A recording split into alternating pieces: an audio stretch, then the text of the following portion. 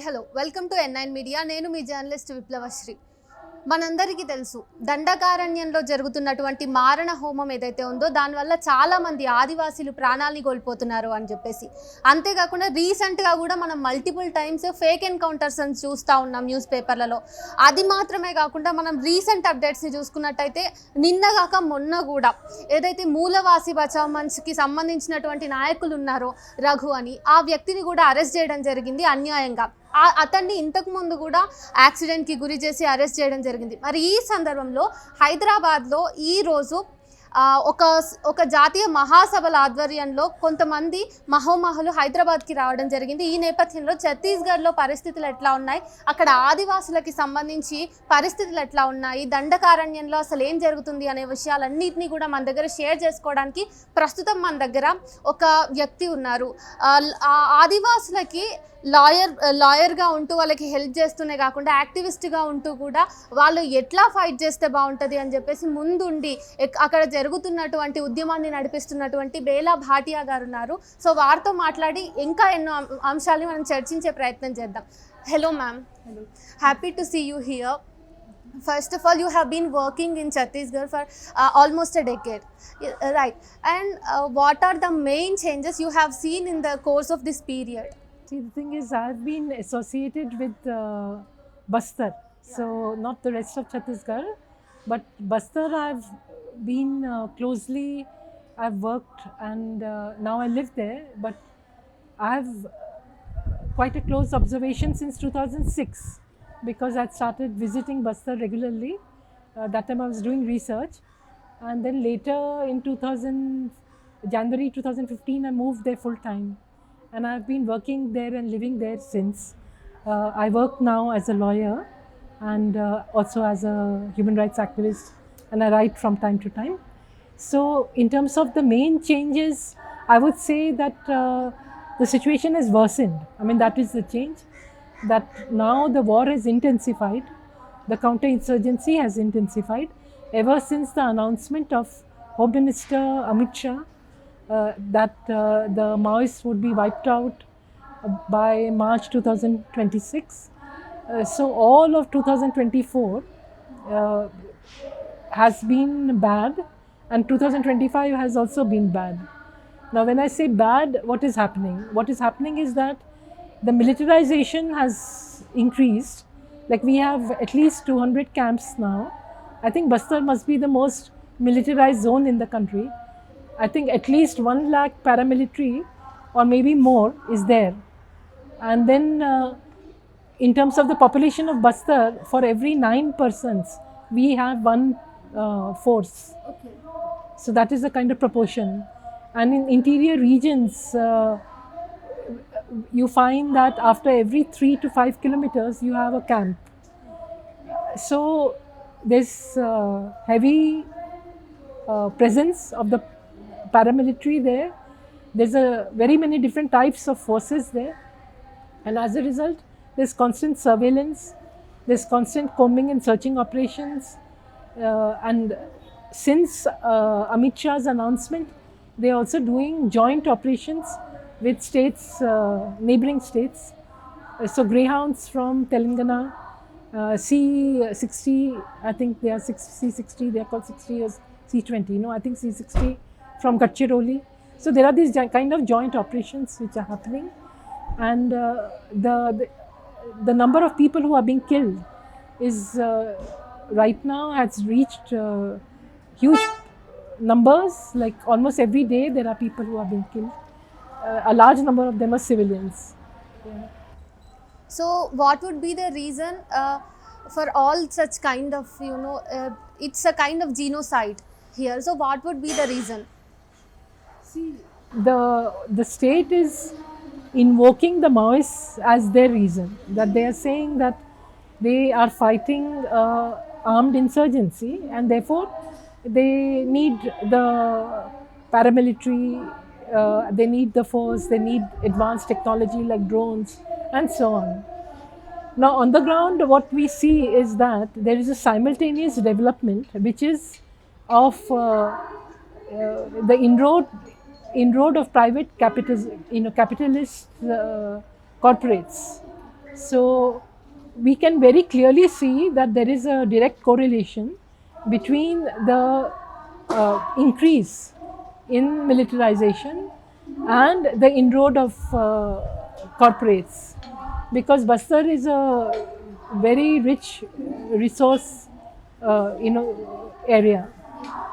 So in terms of iron ore, bauxite, there's even gold now and so on. So the thing is that in our ground studies, what we have found is that the location of the paramilitary camps sometimes is such that it is protecting the mining area. So therefore you can very clearly see that they the by having a large number of paramilitary on the ground, what happens is, and the constant surveillance and so on, what happens is that you're keeping the entire population under check. There's suspicion, and on mere ground of suspicion there are large number of people who are being put behind bars. So even roughly 1000 people, they say, have been arrested in the course of last 1 year.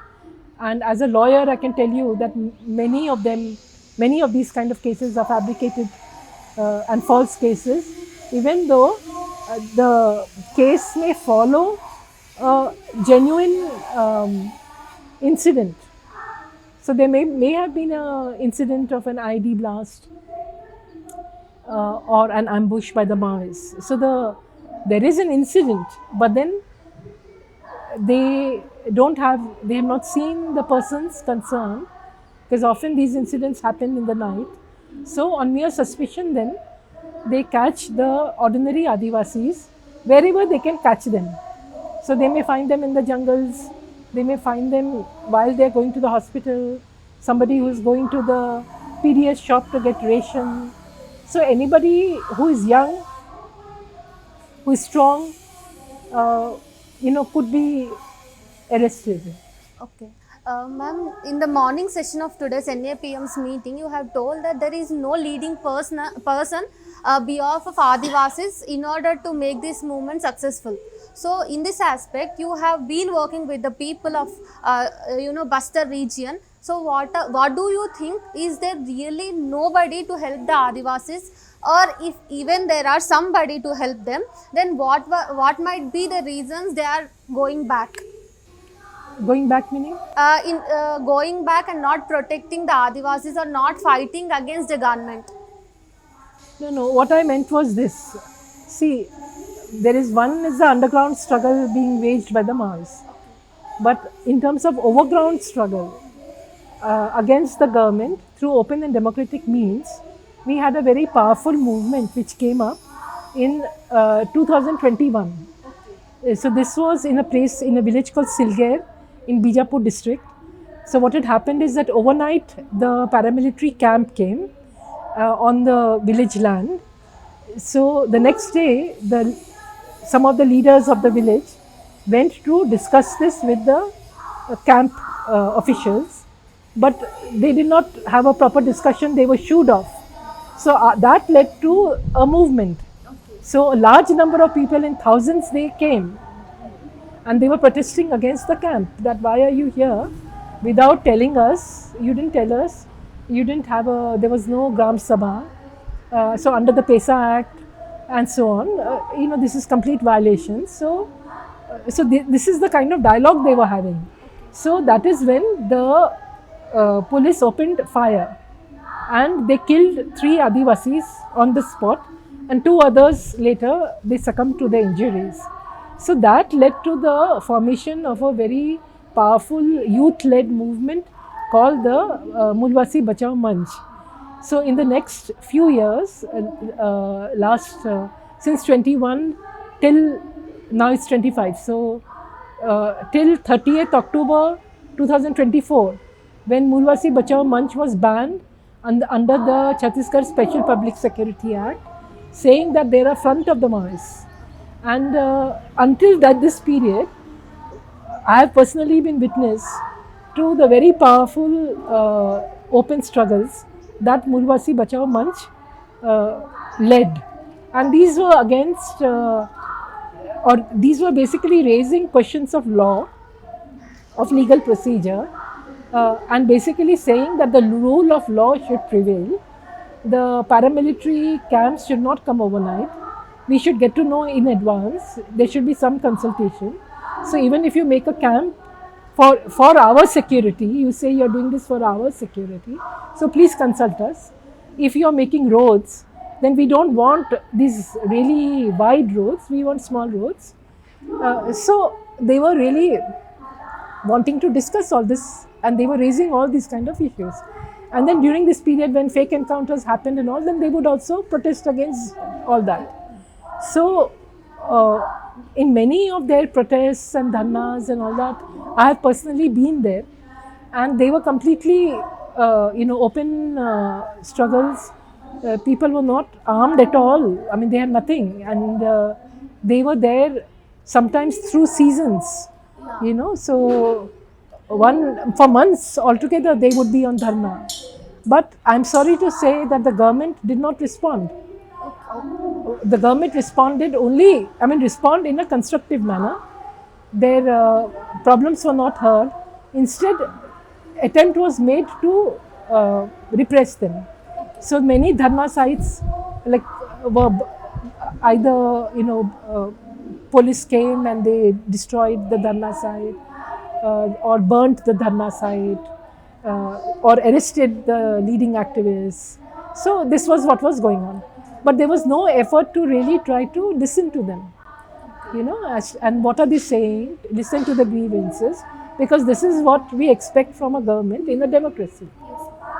So that I was wanting to draw attention to this, and to say that this therefore shows us a great lacuna on the part of the government and the type of governance in Bastar, which is a 5th schedule area, that there is no respect whatsoever for the rule of law, and the government doesn't even listen to struggles that are being led completely non-violently.